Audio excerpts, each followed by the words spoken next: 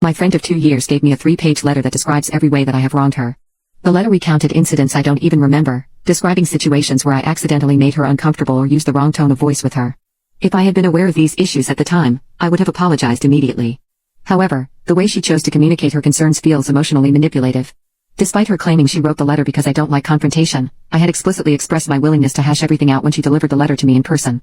She denied my request to do that and said I need to read it when she leaves. I read a little bit of the letter, then I shredded it, because after realizing what she was upset about I felt very angry that she led me to believe our friendship was fine for the past 2 years. But now I realize that she was harboring resentment. That's how I feel, not what she said. Or, even worse, it could be that she's just keeping score of my actions so she can throw it in my face when it's convenient for her.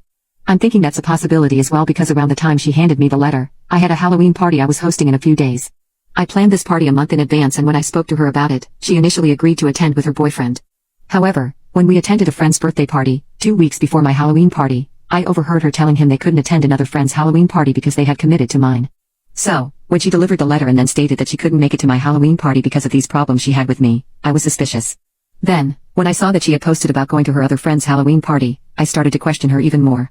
The timing of all of it makes me question her character and leaves me wondering if she really would do something like that, especially considering how she hid the way she feels about me for several years.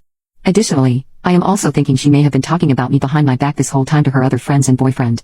This possibility would make sense now because whenever we all hung out I would get a gut feeling that maybe they didn't like me, but always dismissed it as my social anxiety.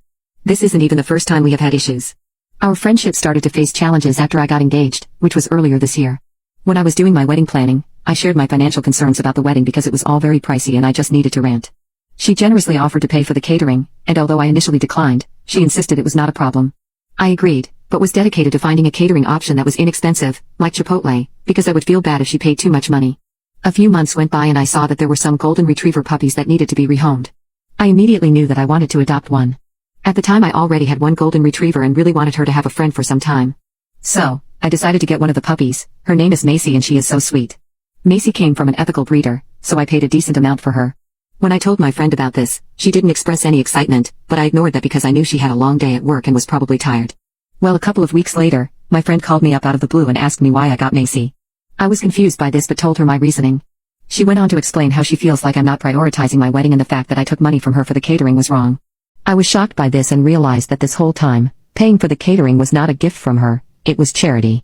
I was kind of offended, but just wanted to fix the misunderstanding, so I apologized and paid her back for the catering in its entirety.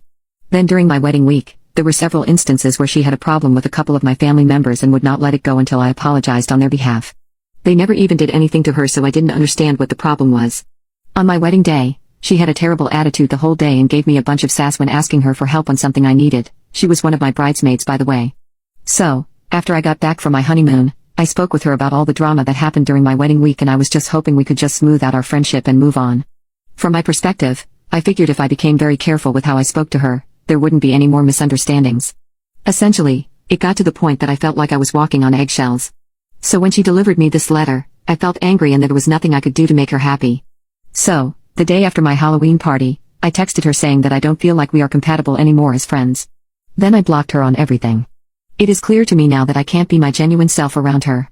I can't trust her and she misunderstands my intentions frequently, so what's the point of mending the friendship? But now I am starting to feel like I did something wrong and maybe cutting her off was too harsh. My other friends and husband think I did what I had to do, but as time goes on I am not so sure.